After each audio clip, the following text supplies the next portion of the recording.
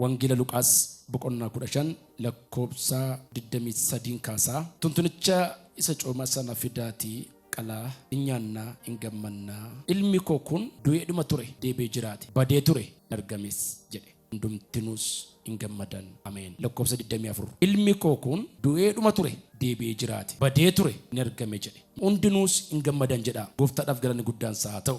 Merkol kaafadhaati ilma bade jedha. Ilma badee jedha. Ilmi badee kuni gaaf tokko ganamaa ka'eetu abbaa isaatiin inni quxisuun ka'ee abbaayee dhennaan qabeenyaa keenya kana keessaa gahee koo kan ta'u naa kenniti asirraan adda baay'ee.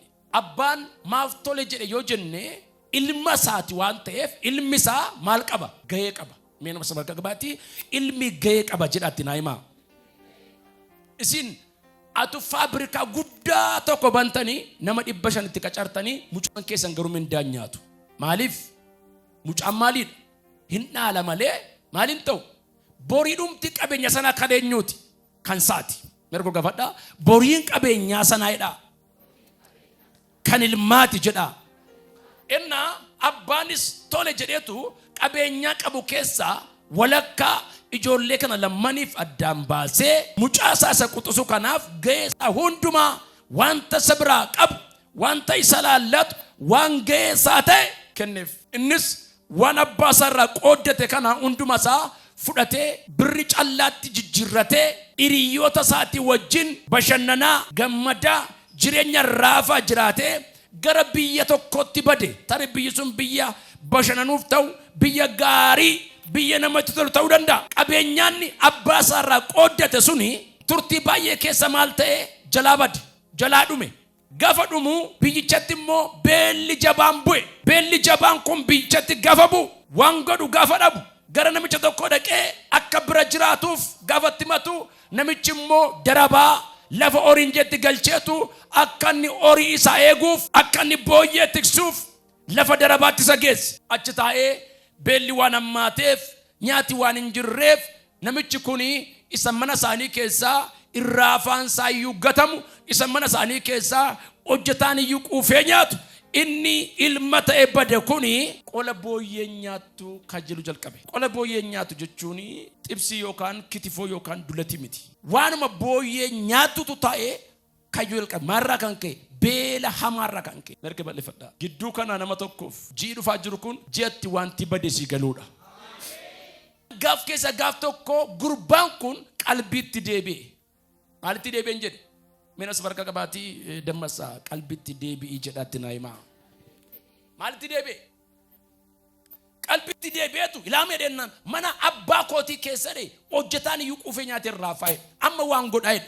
Abbaa kootii deebi'eetanii ani kana booda ilma kee miti maal keeti malee garbicha keeti jedheetanii akka garbaattan naqee waan hojjetooti isaa hojjetan hojjedheetan nama booyyee gurra qola booyyee nyaattu taa'ee kajeelurra abbaa kootan deebi'aa jedhee ka'e. Abbaan isaa mucaa isaa dhufaa jiru fagootti argeetu itti fiige hin gammade itti fiigee mucaa isaa kana haammatee itti tolee fuula ifee fi ilma isaati waan ta'eef mucaan garuu akka jedhe abbaayyeedhe ennaan ani kana boodadhe mucaa kee jedhamuun naaf hin ta'u ilma kee jedhamuun naaf hin ta'u gahee koo fudheen ba'e qooda koo sirraa fudhadheetan ba'e wanta dinalaatti sirraa qoodeetan ba'e ani kana booda hojjetaa kee keessaa akkas tokko na godhi malee mucaa kee miti ani jedhe. Akkas miti jedhe abbaan. Haaleluyyaa. Ati duutee turte hin jiraatte baddee turte hin argamte si dhabeen ture sin argadhe tuntunoo keessaa isa caalu qalabatii fidaatti naa ka'a har'a manni kun nyaadhaa dhugaa gammadaa waan badetu deebi'ee si gala jedhatti naa himaa. Eenyuun akka ta'u beeku malee nama tokko mana isaa keessatti ilillee akka tasaatu dhaga'ama. Ilillee akka tasaatu dhaga'ama. Imbade waan ta'eef gaafa inni galu abbaan isaa gammadee waaw jedhe mucaan koo kun jedhe namaan badee ture hin argame du'ee ture maal ta'e deebi'ee naa jiraate har'a jedhe nyaadhaa dhugaa gammadaa inni badee deebi'ee naa galeera jedhe. Dhaggeeffadhaa karooran qabu beellaman qabu sangaan boru qalamaan karooran qabu nama maneef ergaan qaba. Baduu isaatti waan gaddite sana galgala kana garuu gammaddaa. Obboleessi gaafa dhufu maaltu ta'e dikkisiin kun maan waci kun maan gammachuun kun maan sangaan eenyuudhaaf qalame wayyaan caalu kun maaliif dhufe jennaan obboleessa kee isa badetu si galee jennaan ana samana jiruuf yoom sangaan qalameedhe. Amin jennu. Ana sa hojjetachi fiigee fiigu ana sa mana kana waame hojjetu kanaaf ana sa angafa kanaaf yoo mola qaltan yoo qalabeetinatti keessan yoo mitu anaaf jettanii ayyaana guddaa gootan ennaan no akkas miti jedhe abbaan abeenturiin hin argadhe ilma koodha jedhe. Haleluuyaa. Yoomiyyuu abbaan koo na jaallata jedha bareechaati. Maalet ennaan anaaf yoo waa gootanii beektu anaaf yoo maal gootanii beektu akkamitti akkas gootannaan akkasumini qabeenyaan kun kan keedha. Obboleessi kun obboleessa haadhoo keedha. Amnee turre miti maal nutti qaawwee ture miti maal amma garuu nu deebi'e du'ee ture jennee dhiifne garuu hin jiraate hin bade jennee dhiifne garuu nu argame hin malaa fedhe. Mee bareechaa min jedha nama tokkoof gidduu kan argaan qaba. Deebi'uun kee gara waaqayyootti kana booda lolayyuu akkasuma malee galateeffannaa guddaa ta'a. Yeroo baay'ee namni akka jedha bar mucaa kana koon nan beekaa mucaa kana koon ko baay'een beeka garuu utuu ati inni waldaa keessatti dhalattee guddatte afaanaraan argatintu inni mojjuma lama sadi gaafa dhufee waaqatti deebi waaqa fuudhee afaanaraa raajummaa dibata magaalatti kenna. Bu'ii gadi du'aarsaa dhachuu hin dandeessu. Sabiinsa eenyu jaate waan ta'eef habbaatu jaallate waan ta'eef isa badee waaqayyoon barbaadan jedha. Mee jedhame isa badee jedha. Waaqayyoon barbaada jedha. Namni baay'een irraa fira jala baddaniitu. Namni baay'een irraa waan baay'eedhaan baddaniitu. Namni baay'een irraa jireenyi keessan akka nama badeeti. Garuu guyyaa irraa kana Waaqayyo kannaan jedhe nan barbaada naan jedhe Waaqayyo. Merke bal'ifadhaa Waaqayyo na barbaada jedha bareechaati. Sabadee namni baay'een hin bade hodhee madis Waaqayyo garuu barbaada. Mucaa bade, kaayyoo bade, mul'ata bade, faayinaanshaali kee bade, dhugaa kee bade, qabeenyaa kee bade, ulfina kee bade, simboo kee bade. Arra galgala kana namni irraanfateera ta'uu danda'a, abbaan haadhi irraanfateera ta'uu danda'a, hiriyyaan kee irraanfachuu danda'a, abbaan kee inni waaqarraa garuu nama tokkoon barbaadachaa jira arra ganama kana. Iyyaame horii dandeessa Waaqayyo na barbaada jedha iyyaati. Namni baay'een keessan gaafa baddan gaafa haalli sinnosu gaafa wanti garagara sinnosu nama na barbaadu dhaben jedhina. Inni si barbaadu firri dhugaan tokko jira. Innis Yesuus. Mucaa kun hojjetaa keedhannaan no ati ilma koodha. Abbaan mucaa sun ati maal koodha? Ilma koodha. Namni waa geesseetaa abaluu kon badee baadiyaatti waatu jira. Yeroo orieegan oriyyoo baddee ollaa walitti nam'ee barbaadee gabaa hundumaa dhaqee safara hundumaa dhaqee iddoo hundumaa dhaqeetu gaafa dhabu waaw hin badee madhiisa. Waaqayyo garuu gaaf keessa gaaf tokko dhala namaa sabadee barbaada. Waaqayyo na barbaada jedha. Ani badee nafu jedha. Arra nama tokko ergaan qaba. Mul'ata kee badee deebi'a. Ergaa kee badee deebi'a. Kaayyoo kee badee deebi'a. Namni ko si irraanfachuu danda'a garuu Waaqayyo sin irraanfanne. Si galata harka bal'ifadha Waaqayyo na barbaada jedha bareechaati. Haleluuyaa. Wamalashemo. Uy maal fakkaatti tu Waaqayyo ay አይደለም ልጄ ነው ይላል እግዚአብሔር. ይሸማል ኮድ ሙጫ ጉርባን ኩን ቀልቢቲ ዴቢየቱ ናንገላይ Waaqayyo qalbii deebiseef. Waaqayyo gaafas barbaadu qalbii keessi deebisa. Mee bareechaa min jedha maal keessan qalbii keessan. Nebukadnezar ulfina Waaqayyo ulfina isaa waan godhateef mana qulqullummaa waan salphiseef gaaf keessa gaaf tokko qeensa baasee akka sangaa waggaa 7 marga dheede. Waaqayyo akka barbaade si gochuu danda'a. Ati garuu Waaqayyoon akka barbaade gochuu hin dandeessu. Gaaf keessa gaaf tokko kadhe Nebukadnezar amma garuu jedhe qalbiin koo naaf deebi'e jedhe. Maaltu naa deebi'e? Qalbiin koo naaf deebi'e jedhe. Namni qalbiin qabne ulfina sin qabu. Namni qalbiin qabne kabaja sin qabu. Namni qalbiin qabne waa'ee borii yaadu. Namni qalbiin qabne jireenya isaa keessatti nama duratti, fira duratti, hiriyaa duratti, mana isaatiif, gaa'ila isaatiif, borii isaatiif nama namni abdachuu hin dandeenye nama ulfina hin qabne. Namni qalbii qabu garuu arra dogongoraa borsirreeffata. Macaafni fakkeenya maal jedha?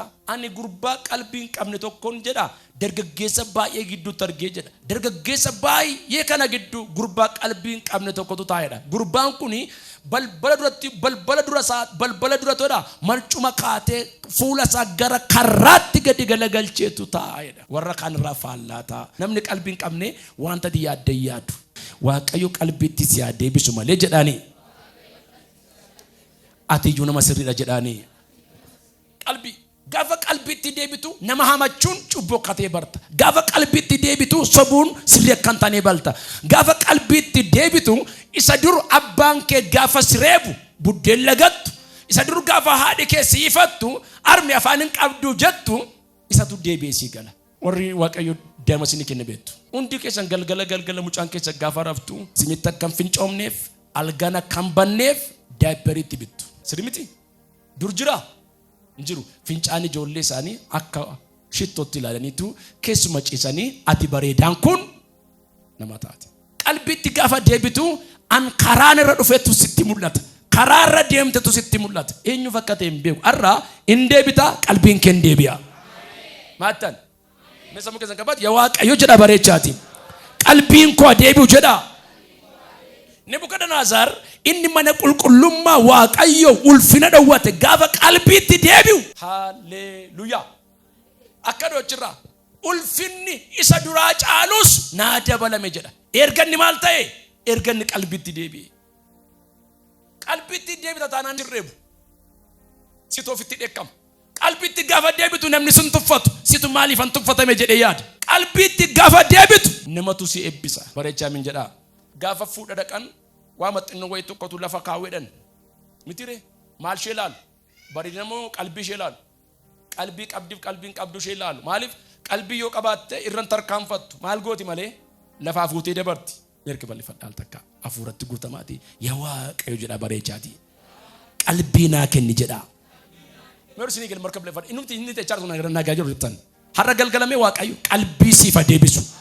Hafuura qalbii siifa laatu waaqayyo. Aw gaafa qalbiitti deebitu karaa keessi ifa bar. Macaafni qulqulluun waaqayyo Liidiyaadhaaf jedha yaada garaa ishee qalbii ishee baneef jedha. Qalbii ishee maal ta'e? Injijjiirame. Isaanis lallaba Phaawulos fa'iin geeddaramteetu nagaddu dhiiftee gooftaa Yesuusin duukaa buute. Gurbaan kun qalbiitti gaafa deebu mana abbasatti gale. Mana abbasatti gaafa galu abbaan isaa hin gammade.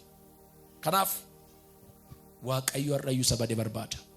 Merka bal'ifadhaa waaqayyo isa badee barbaada jedha bareechaati. Uumama afur gadu bistan ijoollee Addaamiif Ewaan Qaayiniif Abeeltu harsaa waaqayyo dhiyeessuudhaaf ba'an. Qaayin waan lafarraa argatuun Abeel immoo horii horsiiserraa waaqayyoof aarsaa dhiyeesse. Isa booda waaqayyo aarsaa kan Abeeliin simate kan Qaayiniin garuu waaqayyoon simanne. Qaayin inaaffarra kan ka'e Abeeliin qalee maal godhe? Najjeesse. Isa booda waaqayyo maal jibittu? Qaayin jedheenaan obboleessi kee eessa jira jedhe. Amma jennu natu eegaaree jedhe.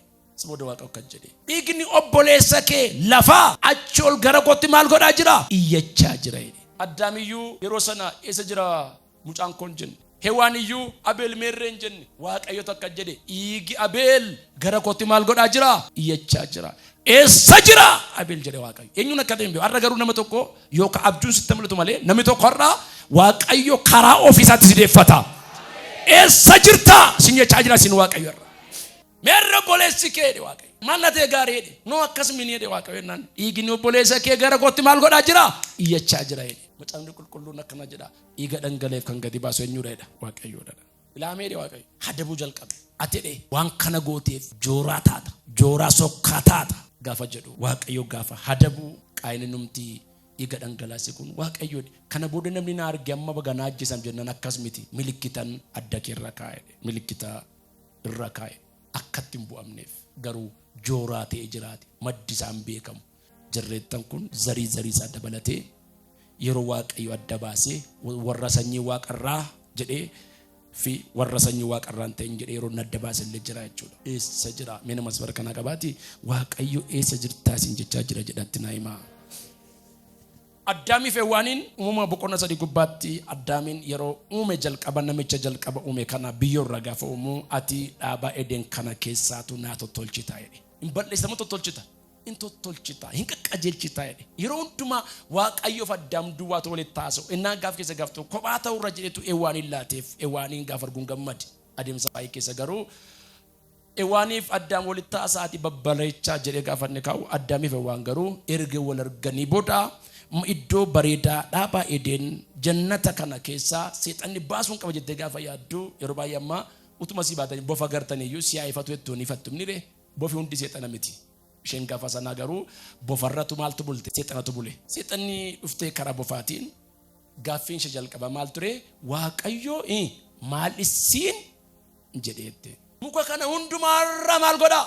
Nyaadhaa. Isa kanarra garuu maal hin godhinaa?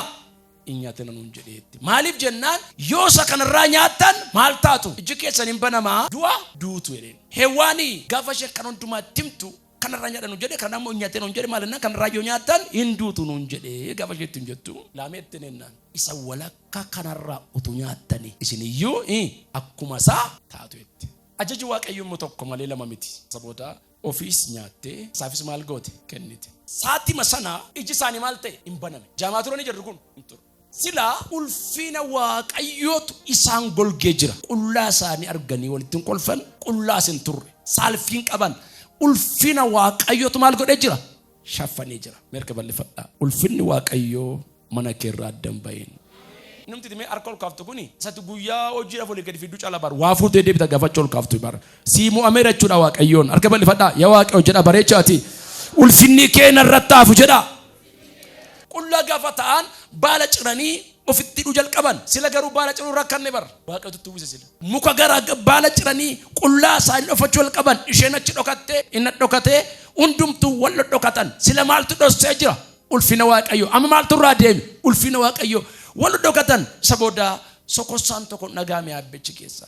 Addaam eessa jirta ennaan sokossaa faana kee dhaga'eetan si dhokadhe. Addaam haasaa waaqayyoo caalaa adeemsa miilla waaqayyoo beeka. Mirga bolkaaf ergansi qaba. Har'a galgala jalqabee haasaa waaqayyoo siif galu. Sokossaa miilla waaqayyoo siif galu.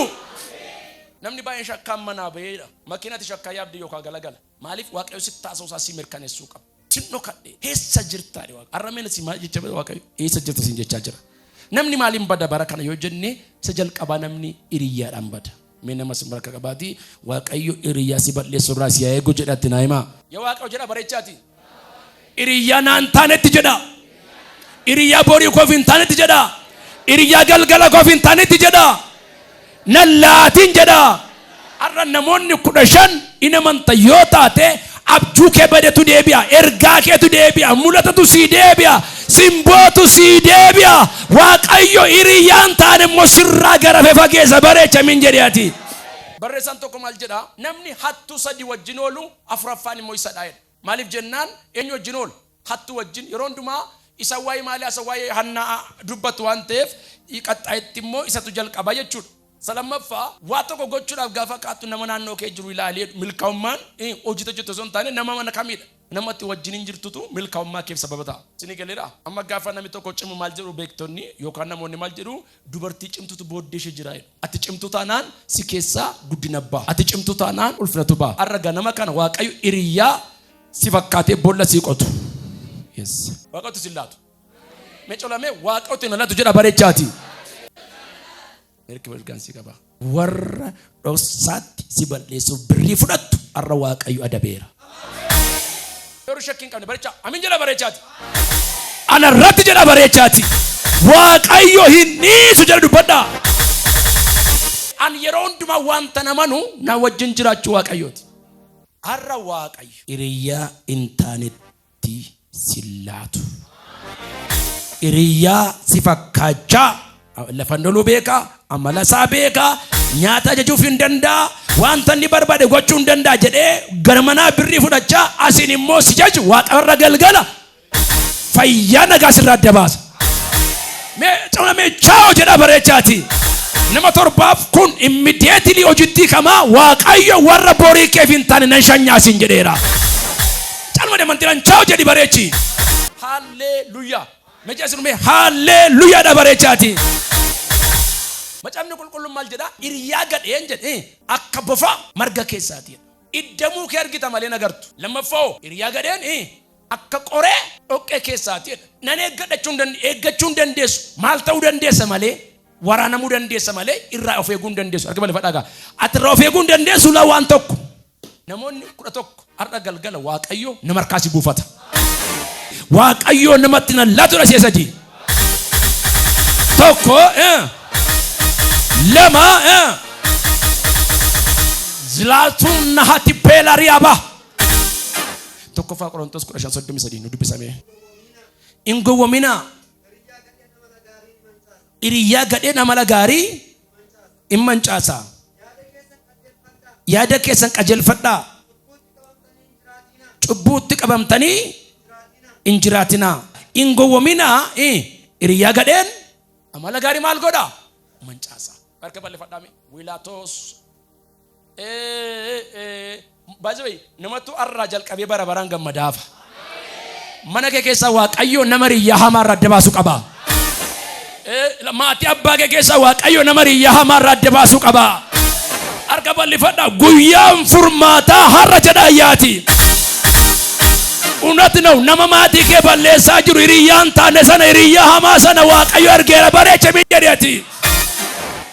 Hin gowwoomina. Hiriyyaa gadheen amala gaarii maal godha? Mancaasaa. Waan darbutti yaada keessan inni dinaadhamee caaluu qulqulluun. Waan dabarratti yaada keessan maal godha? Hidhaa. Nama sin biraatiin waan darbutti yaada kee ni dhinii jedhatti naa himaa. Okay. Luqaas 12:35. Kanatti dhufee hunduma isaaniitiin ilaalladhaa. Sassata hundumaattis of eeggadhaa. Jireenyi eenyullee baay'ina qabeenyaa isaarraa hin dhaabbatu jedhee jedha. Jireenyi koo jedha. Qabeenya irra dhaabbatu jedha. Yesuus irra dhaabbata jedha. Inni irra dhaabadhee jiru kun amansiisaadha. Yesuus irra tarkaanfadhaa. Har'a galgala inni amansiisaa ta'e kun si haa dhaalu. Yaa waaqayyo jedha ayyaati. Qabeenyaan jedha. Inni bor darbu jedha. Inni bordumu jedha. Nan moyin jedha. Ati narratti moyi jedha waaqayyoon. Ani sirra dhaabadhee jira jedha. Hundeen keenya eenyudha? Ilaalladhaa jedha. Sassata hundumaatti immoo maal godha? Of eeggadha. Jireenyi eenyullee baay'ina qabeenyaa isaarraa hin dhaabbatu jedha. Amin jennume jireenyi namaa qabeenya irra dhaabbatu ta'e sooressindu du'a ture. Hiyyeessa du'a ture. Altoo tokko waaqayyo waan galmaan sin geenye sirkaa fudhetu waan ta'u sitti laata. Yaa lubbuu koo maal ta'e? Gammadee maal jenna? Gooftaa si galte moo yaa lubbuu koo gammadee? Gooftaa galata kee xaafiin kontolee hin jenneem. Yaa lubbuu koo maal ta'e?